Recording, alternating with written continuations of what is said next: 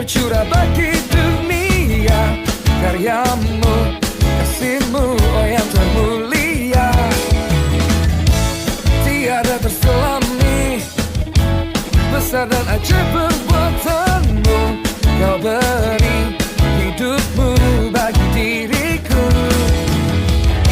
Tiada yang sepertimu, kau berkuasa selamanya. Ku puji kau selalu. Oh, betapa dalamnya, betapa lebarnya kasih setiamu. Oh, oh, oh, tiada bandingannya, tiada duanya, tiada setia. Yesus Tuhanku.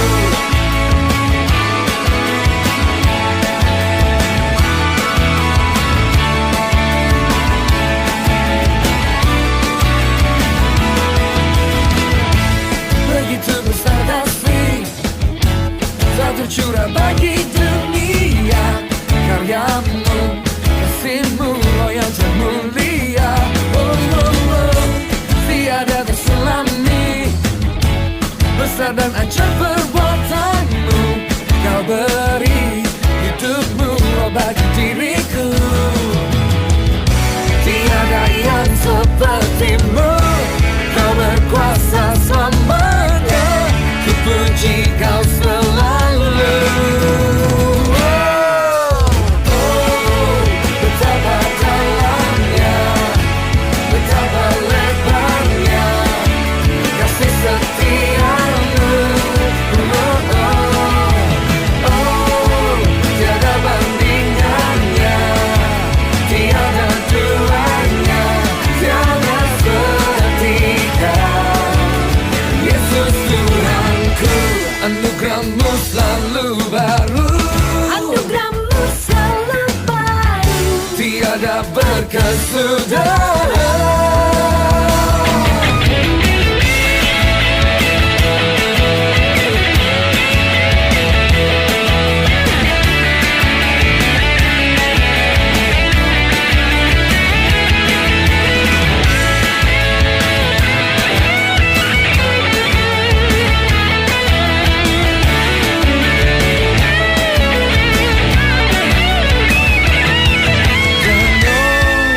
Betapa dalamnya, betapa lebarnya kasih setiamu. Oh, oh, oh, oh, oh, oh.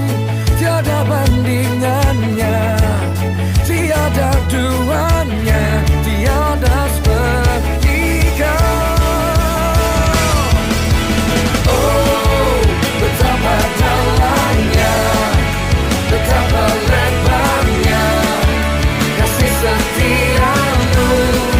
Oh, oh, oh, tiada bandingannya, tiada duanya, tiada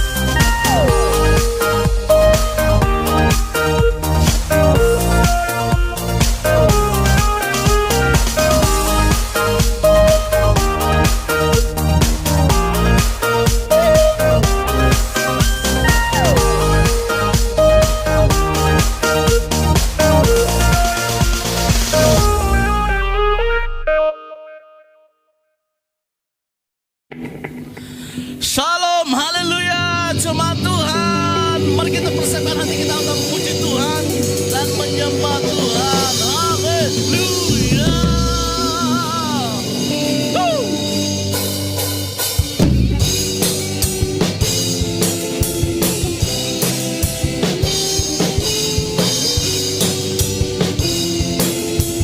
Haleluya.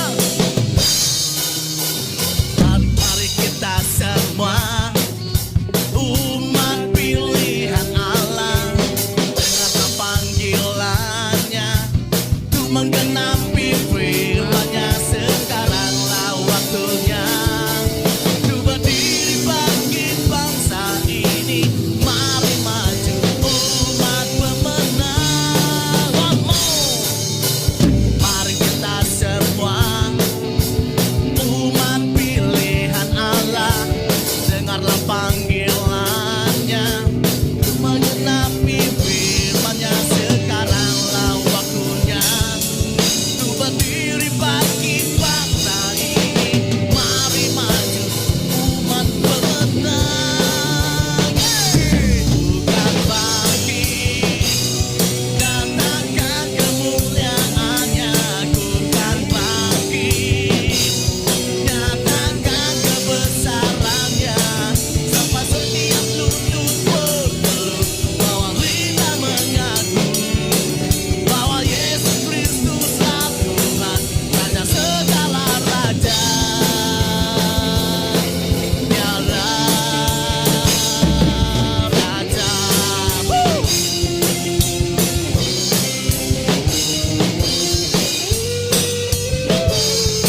Haleluya.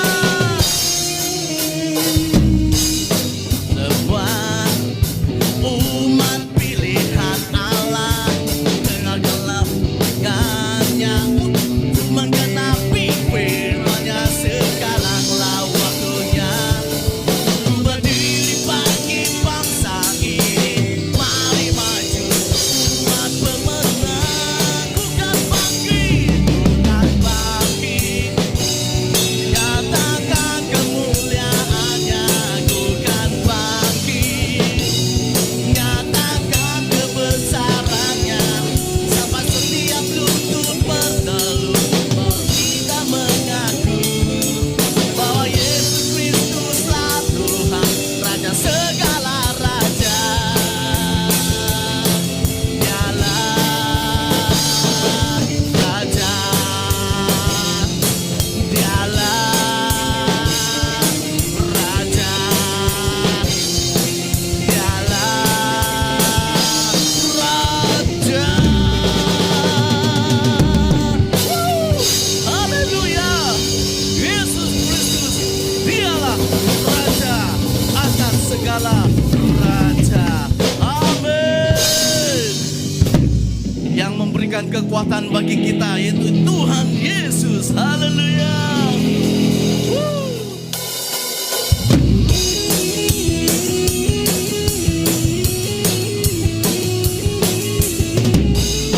Haleluya.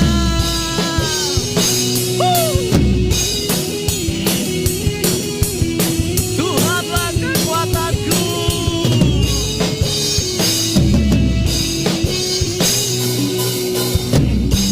Tuhanlah kekuatan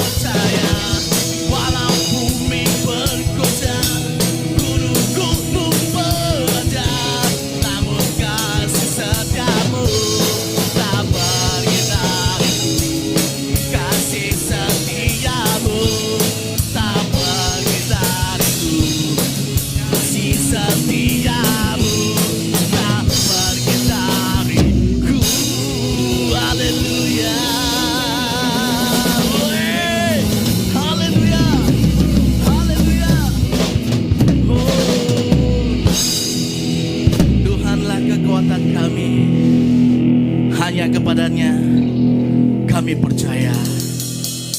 Haleluya, Syakarabashanda. Oh, nikmati pujian penyembahannya, karena di dalam hadiratnya selalu ada damai. Dalam hadiratnya selalu ada sukacita. Dalam hadiratnya selalu ada pertolongan Tuhan. Tiada yang seperti Engkau, begitu mengasihiku. Kau Tuhan, Kau Tuhan, sanggup menjawab semua seru doaku.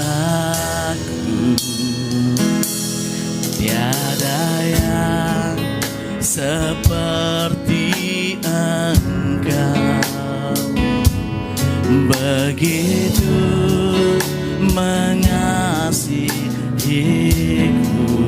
Kau Tuhan, Kau Tuhan, sanggup melawan seluruh kehidupanku. Aku percaya Tuhanku ajaib, Kau turun tangan memulihkanku. Aku percaya Tuhanku dahsyat, Kau turun tangan memberkatiku. Aku percaya Tuhanku ajaib, Kau turun tangan memulihkanku. Aku percaya Tuhanku dahsyat, Kau turun tangan memberkatiku.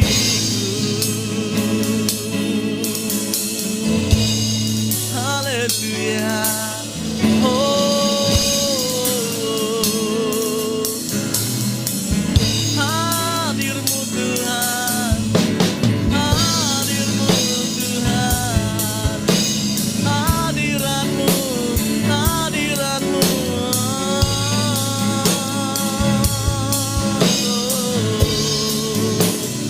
Haleluya, haleluya, haleluya.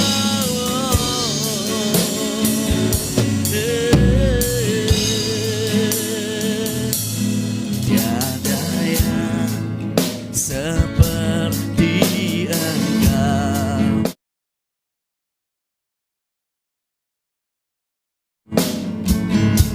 begitu mengasihiku.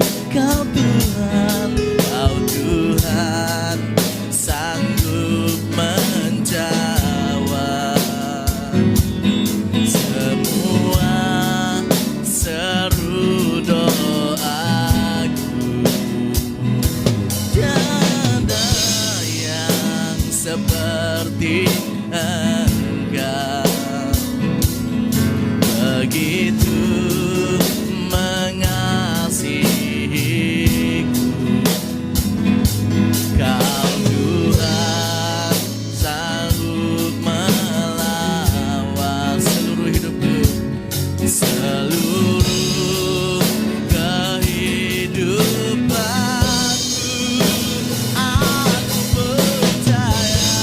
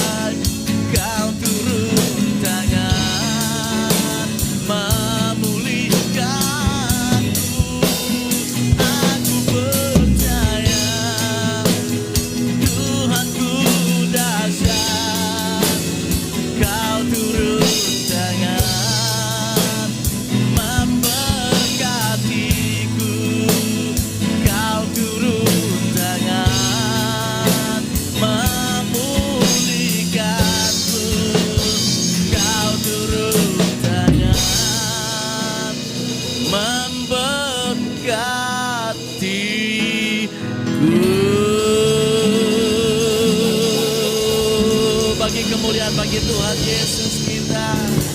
Dia adalah ajaib, dasar, berkuasa sampai selama-lamanya. Haleluya, haleluya, haleluya. Kita siapkan hati kita untuk terus berdoa. Karena kita adalah umat pilihan Tuhan. Mari kita satukan hati, satukan roh kita berdoa. Kita tidak boleh menjadi diam, tetapi kita harus tunjukkan bahwa kita memiliki Kristus Yesus Tuhan dalam hidup kita. Saat ini kita mau berdoa untuk negara kita Malaysia. Banyak hal yang terjadi, banyak hal yang telah berlaku di dalam negara kita Malaysia. Banyak sesuatu yang tidak menyenangkan hati Tuhan di dalam negara kita Malaysia. Pemerintahan negara kita dan juga politik dan juga ekonomi saat ini kita dengar sangat tidak baik. Tetapi kita ada Tuhan yang akan memulihkan, Tuhan yang akan menyembuhkan dan memberkati. Mari kita berdoa untuk Malaysia. Bapa, kami menyerahkan negara kami Malaysia di dalam nama Yesus Kristus Tuhan. Biar Malaysia ini penuh dengan kemuliaan Tuhan. Biar hanya nama Yesus saja yang akan menjadi keutamaan di dalam negara kami Malaysia. Kami membawa semua para pemimpin, baik teratas sampai yang terbawah. Tuhan, Engkau lawati mereka, jamahilah mereka. Dan kami mau supaya di dalam hati para setiap pemimpin ini ada hati yang benar, ada hati yang jujur, ada hati yang tidak ada tipu muslihat, tetapi hati yang selalu melakukan kebenaran. Di dalam setiap bidang kuasa yang mereka pegang, kami berdoa supaya mereka terus bertanggung jawab atas setiap kuasa yang mereka pegang, setiap jawatan yang mereka pegang, supaya mereka akan terus melakukan dengan jujur, ikhlas dan tulus. Kami berdoa segala tipu muslihat, segala kebohongan, segala rasuah kami mau hentikan, kami mau lucuti, kami mau matikan di dalam nama Yesus. Dan bebaskanlah semua para pemimpin, bebaskan mereka semua Tuhan daripada segala kejahatan-kejahatan ini.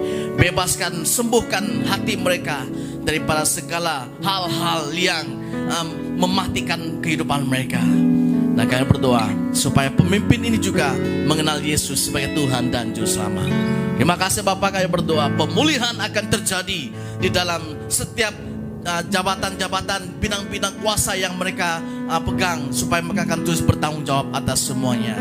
Kami berdoa dalam nama Yesus, menyerahkan juga ekonomi pulih di dalam nama Yesus, pulihkan. Dan juga politik juga dipulihkan oleh Tuhan Yesus. Seluruh Malaysia penuh dengan kemuliaan Tuhan, seluruh Malaysia penuh dengan hadirat Tuhan. Terima kasih Bapak, berkati Malaysia, berkati dengan damai sejahtera, berkati dengan sukacita, berkati dengan keselamatan-Mu Tuhan Yesus. Dan kami berdoa menyerahkan supaya Malaysia terus dimenangkan bagi-Mu Tuhan Yesus. Terima kasih Bapak, kami serahkan Malaysia ke dalam tangan kasih-Mu Tuhan. Dalam nama Yesus, dalam nama Yesus, kami membawa juga keadaan pandemik COVID-19 ini Tuhan Yesus. Tuhan, Engkau bekerja, terus bekerja. Engkau Tuhan terus melakukan perkara ajaib, terus melakukan perkara yang dahsyat dalam pandemik ini. COVID-19 segera lenyap, dimatikan dengan api Roh Kudus, dibakar dengan api Roh Kudus. Dan COVID-19 ini tidak ada kuasanya lagi, sudah dihapuskan, dihancurkan dengan nama Yesus Kristus Tuhan. Kami berdoa juga Tuhan Yesus untuk mereka yang dijangkiti, sembuh dalam nama Yesus. Sembuh dalam nama Yesus, yang juga mengalami gejala-gejalanya, sembuh dalam nama Yesus. Dan kami berdoa membawa semua para barisan hadapan, supaya Tuhan berikan kekuatan, beri hikmat kepada setiap mereka, dan lindungi mereka juga Tuhan Yesus. Dan pakailah mereka Tuhan Yesus sebagai saluran untuk menolong setiap jiwa-jiwa yang dijangkiti oleh COVID-19 ini. Kami berdoa juga untuk semua barisan hadapan, kira-kira dokter, jururawat, polis, askar, dan semuanya yang terlibat di dalam barisan hadapan ini. Tuhan akan berikan kekuatan bagi mereka, selamatkan mereka juga Tuhan.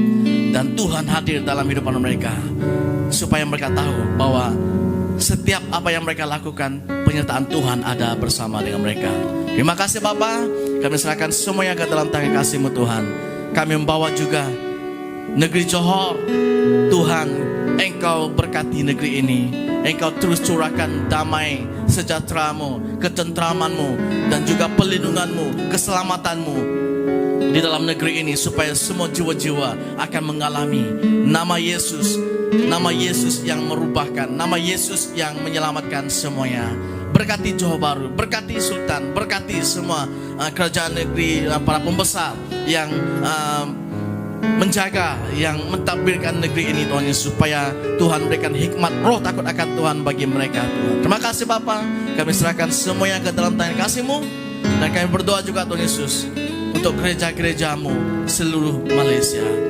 Bangkitkan gereja-Mu, satukan gereja-Mu, biar gereja-Mu akan bangkit. Hamba-hamba-Mu akan terus bersatu di dalam hati mereka, bersatu di dalam roh mereka, untuk membawa, untuk memenangkan jiwa-jiwa bagi kerajaan-Mu Tuhan Yesus. Ini bukan waktunya lagi untuk memandang, untuk melihat kepada gereja-gereja, tetapi ini waktunya untuk umat Tuhan, untuk gereja Tuhan, untuk para hamba Tuhan bersatu.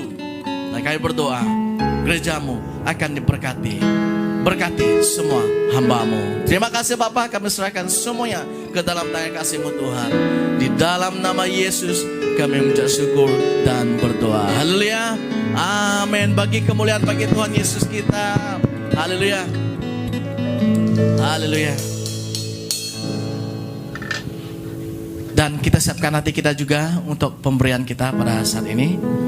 Mari sama-sama, walaupun dalam keadaan ini tidak ada alasannya, dalam keadaan apapun, tetapi kita harus ingat bahwa firman Tuhan yang berkata, yang memberi akan diberkati. Jadi tidak ada alasan lagi untuk kita memberi bagi Tuhan, karena itulah janji Tuhan bagi kita. Sedangkan janda yang memiliki tidak berapa banyak uang yang dia miliki, itulah yang dia miliki, dia bagi, tetapi dia menerima lebih daripada itu. Jadi tidak ada alasan lagi kita untuk memberi bagi Tuhan. Mari kita siapkan hati kita, baik itu pemberian perpuluhan, persembahan khusus, ataupun persembahan iman, kita siapkan untuk memberikan bagi kerajaan Tuhan Yesus. Dan kita percaya bahwa ketika kita memberi, Tuhan akan memberkati kita 30, 60, 100 kali lipat. Haleluya. Haleluya. Mari kita berdoa. Terima kasih Tuhan Yesus. Kami serahkan pemberian kami ke dalam tangan-Mu Tuhan. Berkati tangan yang memberi. Engkau melihat dan Engkau juga tahu isi hati setiap kami yang sedang memberi. Dan Engkau Tuhan juga yang akan memberkati kembali. Lewat pemberian ini Tuhan, kerajaan-Mu diperkembang luas di kota dan bangsa ini. Jiwa-jiwa dimenangkan, jiwa-jiwa akan dituai. Dan biarlah pemberian ini menyenangkan hati-Mu Tuhan Yesus. Terima kasih Bapa, berkati di dalam nama Yesus. Hamba sudah berdoa. Haleluya, amin. Haleluya. Bagi kemuliaan bagi Tuhan Yesus. Jadi cara untuk memberi pemberian kita ada yang tertera di kaca TV ataupun di handphone, di sana ada account dan situ boleh kita boleh berikan persembahan kita. Haleluya.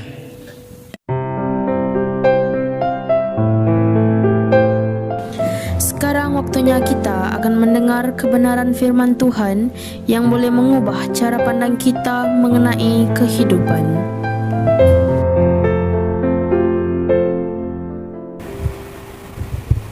Haleluya, haleluya, puji Tuhan, kita boleh bertemu lagi di dalam ibadah online kita pada minggu ini.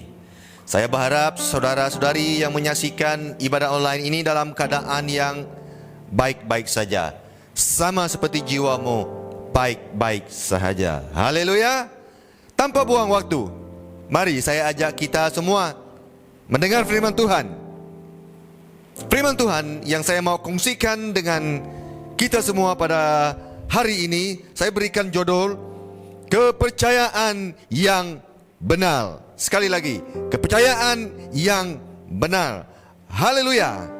Saudara-saudari, milikilah kepercayaan yang benar mengenai Injil, mengenai Alkitab, mengenai Yesus Kristus. Kepercayaan yang benar akan menuntun kita kepada satu kehidupan yang benar. Haleluya. Percaya sesuatu yang benar akan menghasilkan kehidupan yang benar. Dengar baik-baik kalimat ini saudara-saudari. Kepercayaan yang benar menghasilkan kehidupan yang benar. Maka itu Alkitab mengatakan orang benar hidup oleh iman. Amin. Roma pasal 1 ayat 17 berkata, orang benar hidup oleh iman. Haleluya. Saudara-saudari, dengan imanlah, dengan iman kita dibenarkan di hadapan Tuhan. Kita yang sudah percaya, kita yang mengaku Yesus Kristus sebagai Tuhan dan Juru Selamat, itu semua melalui iman. Dengan iman, maka kita menjadi orang yang benar di hadapan Tuhan. Amin. Nah, bukan dengan perbuatan kita saudara-saudari kita dibenarkan. Bukan dengan kelakuan kita yang baik. Bukan kerana kita menuruti seluruh perintah dan hukum Taurat. Tetapi kita dibenarkan kerana iman. Galatia 3 ayat yang ke-11 berkata begini saudara. Mari kita lihat Alkitab. Galatia 3 ayat yang ke-11 jelas mengatakan, dan bahwa tidak ada orang yang dibenarkan di hadapan Allah kerana melakukan hukum Taurat adalah jelas. Kerana orang benar akan hidup oleh iman. Sangat jelas saudara-saudari, ya, boleh dipahami oleh siapapun. Haleluya. Nah, saudara-saudari, kita ambil satu orang tokoh di Alkitab yang boleh menjadi teladan, yang menjadi contoh iman yang benar di hadapan Tuhan. Tokoh tersebut adalah Abraham. Alkitab mencatat bahwa Abraham dibenarkan kerana iman, bukan kerana perbuatan, bukan kerana dia menuruti segala hukum Taurat. Tidak, kerana Abraham sudah ada sebelum hukum Taurat ada. Kerana itu Tuhan memperkenan Abraham melalui iman. Amin. Puji Tuhan. Saudara-saudari, Roma 4. Ini adalah ayat pokok kita yang saya mau kongsikan dengan kita semua pada kali ini. Roma pasal 4 ayat 1 sampai 6. Kita baca ayat ini pelan-pelan dan kita telusuri ayat ini. Biarlah kita semua melalui pencerahan Roh Kudus boleh mengerti ayat ini dengan cara yang benar.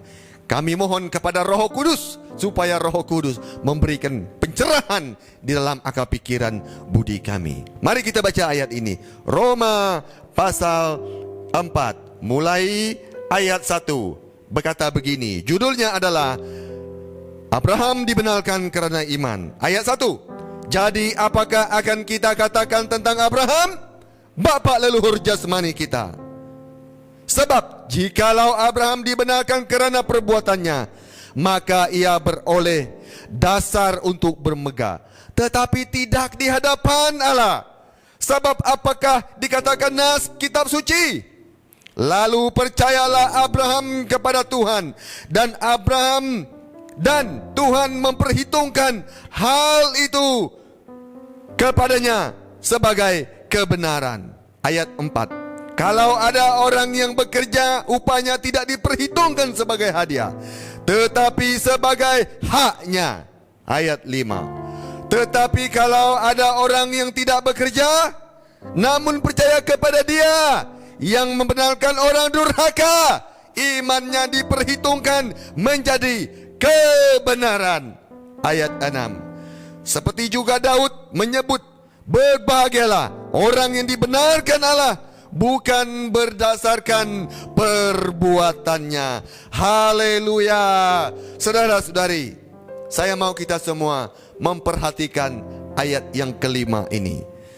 Fokuskan perhatian kita lebih kepada ayat yang kelima, karena ayat ini menjadi ayat tunjangan kita untuk kita memahami seluruh perkongsian firman Tuhan pada kali ini.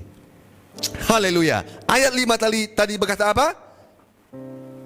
Tetapi kalau ada orang yang tidak bekerja, namun percaya kepada Dia yang membenarkan orang durhaka, imannya diperhitungkan menjadi kebenaran. Wow. Ayat ini saudara boleh menjadi ayat yang kontroversi kalau orang tidak memahami ayat ini dengan benar. Apa tidaknya Tuhan berkata, Dia membenarkan orang durhaka. Ini tidak masuk di dalam logik kita. Sukar dipahami menggunakan akal pikiran manusia sehat. Karena ayat ini sepertinya tidak masuk akal. Bagaimana Tuhan itu membenarkan orang durhaka, orang yang jahat, orang yang berdosa. Akal pikiran manusia sulit untuk menerima kenyataan firman Tuhan ini. Kalau menurut akal pikiran kita, kalau menurut logika kita, orang yang berkenan di hadapan Tuhan, orang yang benar di hadapan Tuhan adalah orang yang baik, orang yang saleh, orang yang beragama. Inilah yang patut diperkenan Tuhan kalau menurut logika kita. Tetapi firman Tuhan tidak berkata demikian. Firman Tuhan berkata, Dia yang membenarkan orang durhaka. Inilah kenyataan yang firman Tuhan berikan kepada kita pada kali ini. Sungguh sulit untuk dipahami oleh pemikiran kita, saudara-saudari. Ya. Nah, inilah rencana Tuhan yang tidak dapat kita pahami. Ya. Tuhan dari mula sudah memberitahu kepada kita bahwa Tuhan turun ke dunia ini. Yesus Kristus melalui putranya Yesus Kristus turun ke dunia untuk mencari orang yang berdosa. Ini padan sekali dengan ayat yang kelima tadi. Tujuan Tuhan ini datang ke dunia sangat padan dengan ayat yang kelima tadi, bahwa Tuhan itu membenarkan orang durhaka. Inilah tujuan dan maksud Tuhan untuk menyelamatkan manusia yang sudah jatuh di dalam dosa. Haleluya. Saudara-saudari, mari kita lihat satu contoh di dalam Alkitab yang akan memperlihatkan, akan mendemonstrasikan kepada kita semua mengenai pembenaran manusia di hadapan Tuhan. Contoh tersebut kita ambil dari kehidupan seorang murid Yesus yang bernama Petrus. Petrus dikenal sebagai seorang murid yang sangat berani. Dia adalah ketua bagi semua murid Kristus. Dia yang paling senior. Tuhan percayakan dia dengan tanggung jawab ini. Haleluya. Saudara-saudari, kalau kita melihat kehidupan Petrus dari awal sampai akhir dia melayani Tuhan, maka kita akan mengerti bagaimana Tuhan memperkenan kehidupan Petrus. Kalau menurut pikiran kita, kehidupan Petrus ini tidak layak di hadapan Tuhan. Apa tidaknya dia sudah menyangkal. Dia tidak mau mengaku Yesus itu sebagai Tuhan dan Juru Selamatnya. Bahkan dia katakan, aku tidak kenal siapa Yesus. Ini penyangkalan yang sangat mengerikan. Haleluya. Mari kita belajar daripada kehidupan Petrus ini. Saudara-saudari, pada awal pertemuan Petrus dengan Yesus dimulai dengan satu peristiwa yang kita sangat ingat, peristiwa di mana Petrus sedang menjala ikan. Ya, dia menjala ikan, tidak dapat ikan. Lalu Tuhan Yesus datang. Tuhan Yesus berkata kepadanya, bertolaklah ke tempat yang lebih dalam. Lalu Petrus mengikuti perintah ini. Dia tebar jala, kemudian mereka mendapat ikan yang sangat banyak, hampir karam perahu. Haleluya. Saya berdoa supaya kita boleh mendapat berkat seperti mana yang Petrus dapatkan. Nah, sesudah itu Petrus mula mengagumi sosok yang bernama Yesus. Dia begitu kagum, bahkan dia terheran-heran dengan apa yang Yesus lakukan kepada mereka. Lalu Petrus berjumpa dengan Yesus. Apa yang dia lakukan? Mari kita baca di dalam Lukas 5 ayat yang ke-8. Berkata begini, Lukas 5 ayat yang ke-8. Ketika Simon Petrus melihat hal itu, ia pun tersungkur di depan Yesus dan berkata, Tuhan, pergilah daripadaku, karena aku ini seorang pendosa. Perhatikan reaksi pertama Petrus di saat dia pertama kali berjumpa dengan Tuhan Yesus. Apa dia katakan sebentar tadi? Tuhan, pergilah daripadaku. Mengapa Petrus bereaksi sedemikian rupa?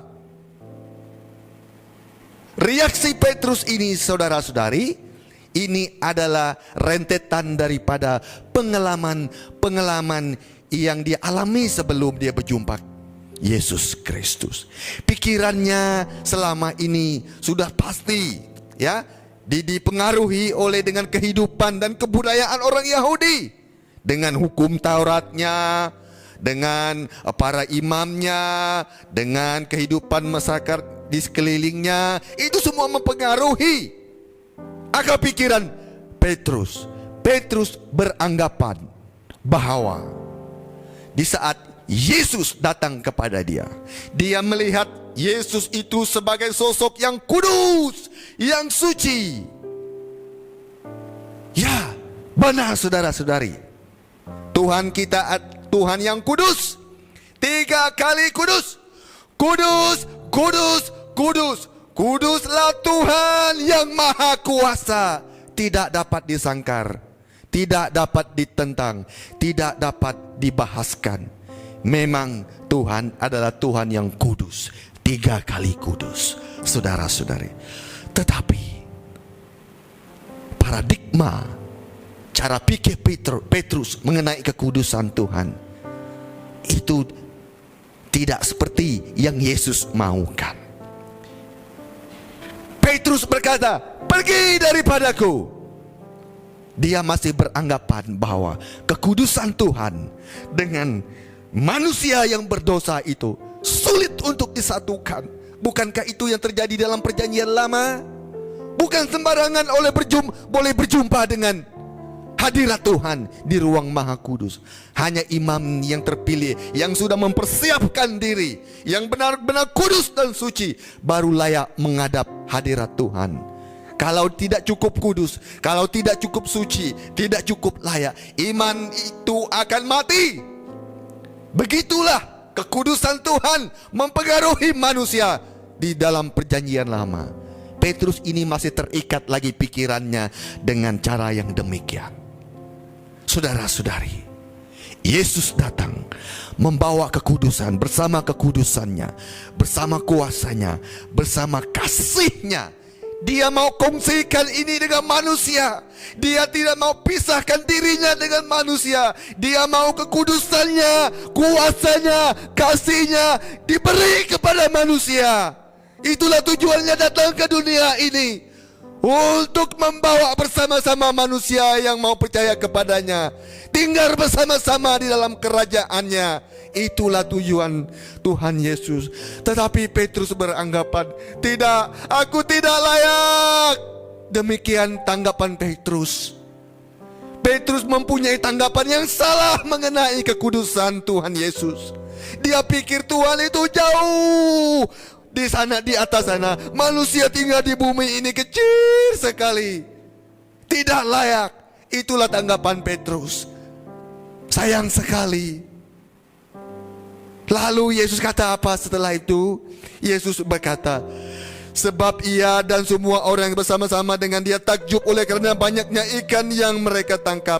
Demikian juga Yakobus dan Yohanes, anak-anak Zebedius, yang menjadi teman Simon. Kata Yesus kepada Simon, jangan takut, mulai dari sekarang engkau akan menjadi manusia. Dan sesudah mereka menghela perahu-perahunya ke darat, mereka pun meninggalkan segala sesuatu, lalu mengikut Yesus. Ikut Yesus, tidak berpisah. Ini yang Yesus maukan. Jangan terpisah, ikut aku. Memang aku ada Allah yang kudus, Tuhan yang maha suci. Tetapi aku tidak mau meninggalkan manusia yang berdosa. Aku mau menyelamatkan mereka. Inilah tujuan Tuhan kita Yesus Kristus. Dia mau memperkenan, dia mau membenarkan kita yang berdosa ini kembali kepadanya, rencananya yang mula-mula. Itulah tujuan dari dulu sampai sekarang. Itulah tujuan Yesus Kristus datang ke dunia. Haleluya. Nah, kemudian kehidupan Petrus berlanjutan. 2 tahun lebih setelah itu, menghampiri 3 tahun, tibalah Tuhan Yesus di fase akhir pelayanannya.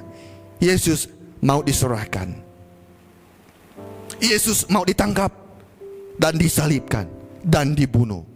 Lalu Petrus berkata, sekali-kali aku tidak akan membiarkan seorang pun menangkap engkau, menganiaya engkau, membunuh engkau. Ini janji Petrus. Tetapi Yesus berkata, Petrus, sebelum ayam berkokok 3 kali, engkau sudah menyangkal aku. Lalu apa terjadi? Benar kata Yesus. Petrus menyangkal. Petrus tidak mengaku Yesus itu temannya. Petrus tidak mengaku bahwa Yesus itu adalah Tuhan dan Juru Selamatnya. Aku tidak kenal dia. Demikianlah ungkapan yang keluar daripada mulut Petrus. Sayang sekali saudara-saudari, janganlah kita tergamak menyangkar Yesus. Saya pernah melihat saudara-saudari, seorang menyangkar Tuhan Yesus di depan mata saya, karena dipengaruhi oleh temannya. Temannya tidak mau dia mengikuti Yesus. Dia mau temannya itu mengikuti cara kehidupannya yang lama.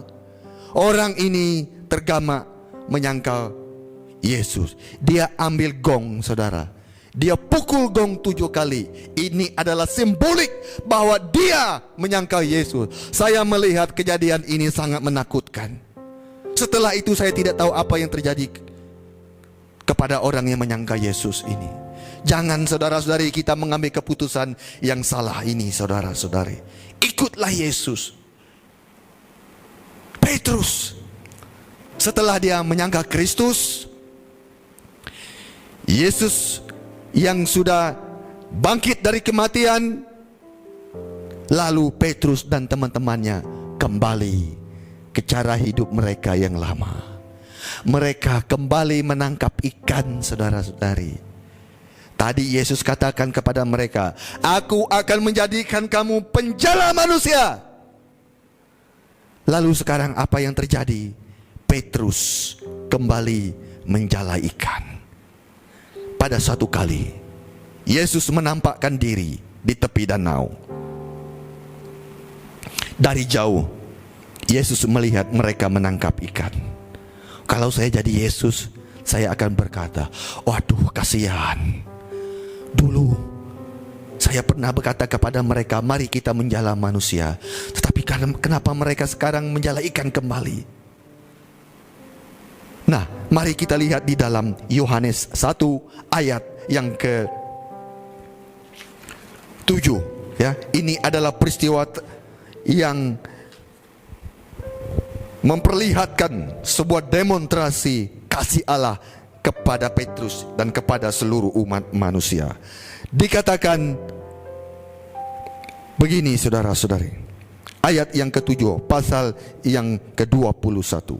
Ya, saudara semak di Alkitab saudara masing-masing mengenai pasal ini dari 1 sampai habis, supaya saudara lebih mengerti mengenai jalan cerita ini. Karena waktu tidak mencukupi, maka saya petik 1 ayat saja supaya kita boleh sama-sama menyimak dengan lebih cepat lagi. Ya, dikatakan begini di ayat yang ke-7 maksud saya.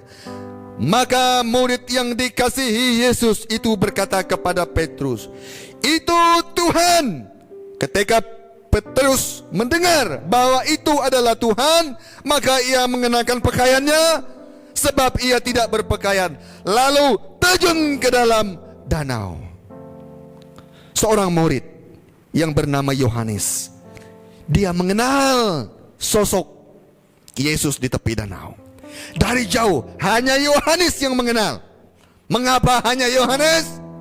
Karena Yohanes terkenal sebagai seorang murid yang paling dekat dengan Yesus. Ketika Yesus masih hidup, dia selalu digambarkan sebagai seorang yang selalu dekat dengan Yesus. Bahkan di dalam satu perjamuan yang terakhir, Yohanes digambarkan bersandar di dadanya Yesus. Begitu dekat sekali Yohanes ini dengan Yesus. Maka itu tidak heran kita melihat bagaimana dia boleh mengenal sosok Yesus yang berada di tepi danau. Dari jauh hanya Yohanes yang kenal, itu Yesus, Tuhan. Lalu Petrus pun percaya. Dan ketika Petrus menyadari itu Tuhan, apa dilakukan Petrus? Petrus mengenakan bajunya. Dia mau jumpa Yesus dalam keadaan yang terhormat. Lalu dia terjun. Dia tidak sempat lagi menunggu perahu itu sampai ke tepi pantai. Dia sudah tidak sabar. Dia lalu cepat-cepat turun dan mendapatkan dan berjumpa dengan Yesus Kristus. Apa yang membuatkan Petrus ini tidak sabar? Apa yang menariknya sehingga dia cepat-cepat terjun dan berjumpa Yesus?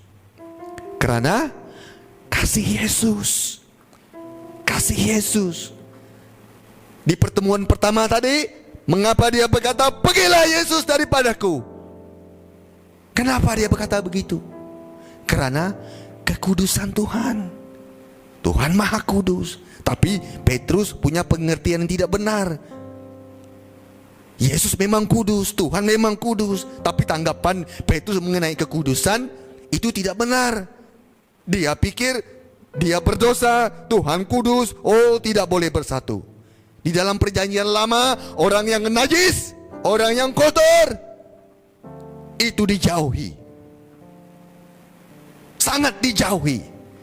Karena orang yang najis ini boleh menjebak, boleh mempengaruhi orang yang tidak najis, orang yang tidak kotor.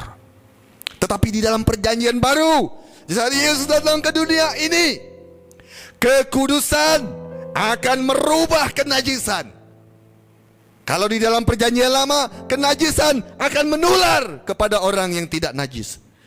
Perjanjian baru, orang yang kudus, orang yang suci boleh menular dan menyembuhkan orang yang najis, orang yang sakit kusta. Ditahirkan karena kekudusan. Inilah ajaibnya Tuhan kita, Tuhan Yesus Kristus. Nah, di saat Petrus mengenal itu adalah Tuhan melalui Yohanes, dia cepat-cepat. Dia begitu tertarik dengan pribadi yang bernama Yesus. Dia melihat ada kasih yang besar yang menariknya untuk segera datang. Dia tahu dia orang berdosa, tetapi sekarang dia tidak mau menjauhkan diri. Dia mau mendekatkan diri dia kepada Yesus Kristus yang adalah kudus dan penuh kasih. Dia cepat-cepat datang. Aku orang berdosa Tuhan, aku sudah menyangkar Engkau, tetapi ini aku datang kepadamu, ubahlah aku. Yesus begitu senang dengan Petrus. Di saat Petrus datang kepadanya, mendapatkannya. Ini semua karena kasih Tuhan yang menarik Petrus untuk segera datang. Haleluya. Kasih Tuhan besar, saudara-saudari. Dia mampu menyelamatkan. Dia mampu mengubah keadaan. Haleluya.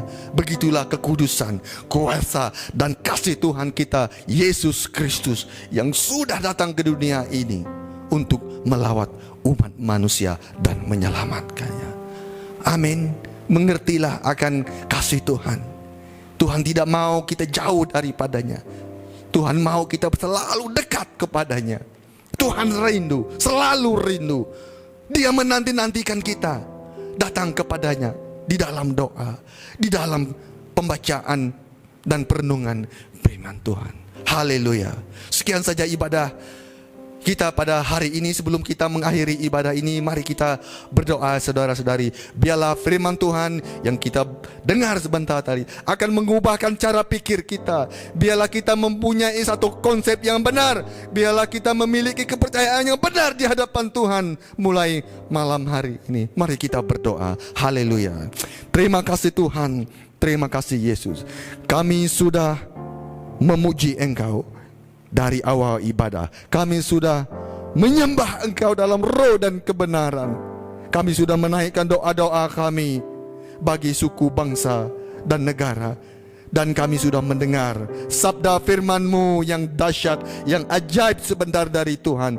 Kami mohon kepadamu Tuhan Yesus, biarlah pikiran kami diubahkan oleh firman-Mu yang berkuasa itu Tuhan. Hidup kami dirubahkan. Kami menjadi semakin berkenan. Kami menjadi semakin sempurna di hadapan-Mu Tuhan. Ubahkanlah pikiran kami Tuhan lewat daripada firman-Mu. Kami mau memiliki kasih yang Engkau tawarkan kepada kami Tuhan. Kami mau meraih kasih daripada-Mu ya Tuhan. Haleluya. Terima kasih buat kasih-Mu yang besar Tuhan. Terima kasih buat anugerah-Mu yang melimpah, selalu baru setiap hari bagi kami. Terpujilah nama-Mu Tuhan. Tuhan, hamba berdoa bagi jemaat Tuhan yang mengikuti ibadah online ini Tuhan.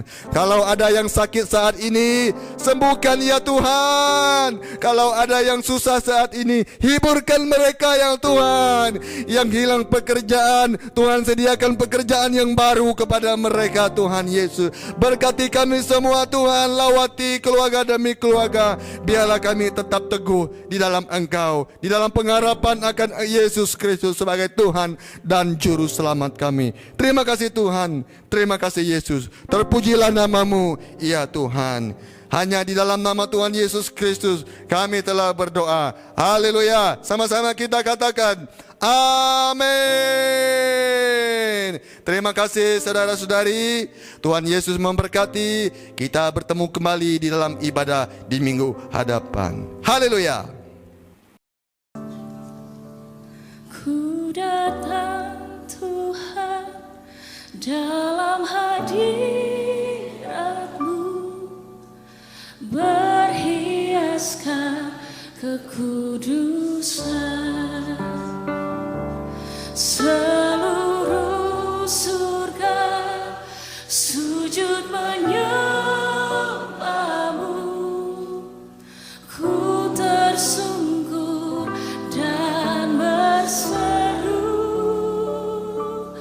ku datang Tuhan dalam hadirat-Mu, berhiaskan kekudusan.